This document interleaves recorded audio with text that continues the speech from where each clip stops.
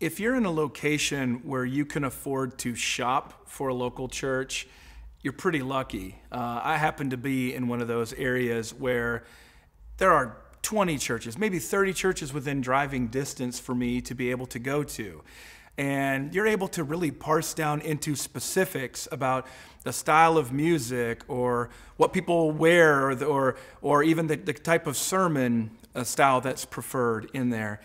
That's really a different situation, though, from what most Christians around the world experience. They don't really have that option of being able to shop for just their preferences within a church. I think the other problem with the perspective of shopping for a church is that you look for that perfect place, but the first thing to make it not perfect is for you to show up, or for me to show up in that place. They're definitely not perfect by any means.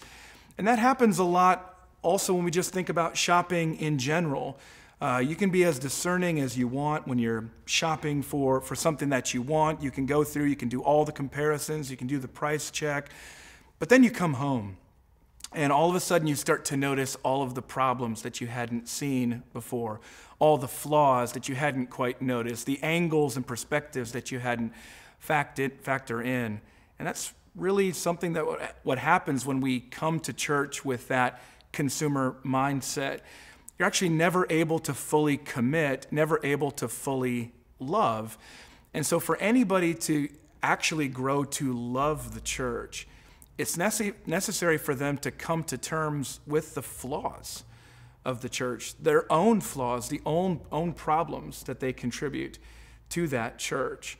But you find that the people who actually know the most bad about a church are usually those people who are the stewards of that place, and yet they've learned to love it for what it is, and more importantly, for what God has intended for that. So what we need are more people who are willing to become stewards of the church, where the love grows out of their commitment for it, rather than people who stay in that perpetual consumer mindset as if they're shopping for churches. And one of the challenges, though, is that's going to become even more difficult to resist in an era of virtual church, because probably no one will ever visit a church again unless they've already shopped through churches online and seen that presentation. But it's going to become even more difficult to take that step to switch from consumer to steward when we have that kind of distanced mindset. But that's the only way a church can truly function and truly run, when those people take responsibility for it